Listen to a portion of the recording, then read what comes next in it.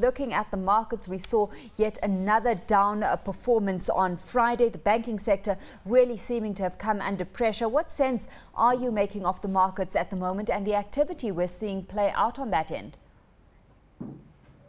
Yes, good morning, Alishia. I think it's pretty much profit-taking, the impact of profit-taking we're seeing. And I think at the same time, several institutional investors, or should I say even most institutional investors, are still somewhat cautious given the market's performance over the last 2 years. Investors are playing it cautiously and a lot of money is still on the sidelines. But, you know, considering the comments of the central bank governor last week with regards to the AMC bill, I think eventually we would see more investors becoming aggressive, more so if the bill is passed in February, as the central bank governor has assured. We were saying last week how many of the banks still have many margin stocks sitting in their portfolios, and that bulk of the sales last week could have comprised stocks that, as banks try to actually reduce their losses. To what extent has that played out, exerting pressure on the local bourse? Well, I don't think the impact has been that significant. Yes, indeed. As the market rallies, the market has gained over 10% this year. Definitely some investors will be looking to cash in on that rally. But I still think that a lot of money, a lot of margin loans are still on the sidelines. I think if you consider where the market has come from, it will take a much more significant rally for investors to break even on these positions. So I don't think that is really the reason for the market's performance. I think it's really more of the apathy of investors at this time and the caution of many institutional investors. Despite that kind of sentiment that's floating around, one would assume that there are bargains to be picked up. Do you see bargain hunting this week at all acting as a catalyst for upward momentum? Well, like I said earlier, I think the real catalyst we're going to see is the impact of the AMC bill. But however, a lot of stocks have trended lower. And if we look at some results that came out last week, flour mills in particular, I think they would have surprised several on the upside with regards to their profit position for the third quarter. And I think that some investors might begin to look at companies like that and begin to take positions ahead of the full year results. So results would be a catalyst to some extent as well. Let's take a look at some of the other companies to have released numbers on Friday. Sovereign Trust showing that PAT was down 79.74%. What did the market make of those numbers?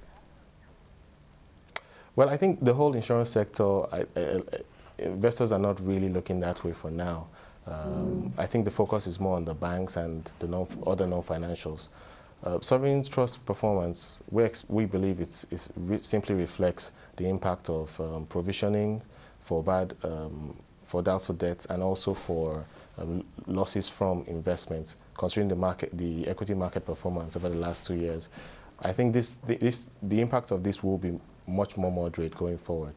Having said that, though, we were talking about not so long ago insurance players changing their strategy, starting to focus on their core business once again, as opposed to relying on investment income. Are we seeing enough of that kind of shift happening where investors will once again look towards insurance companies?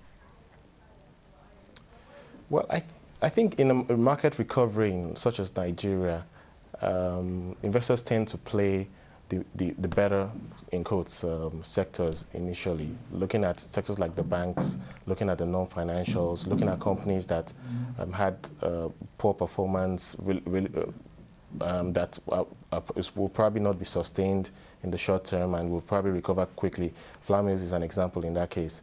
I think the insurance sector is really the last in the pecking order for now.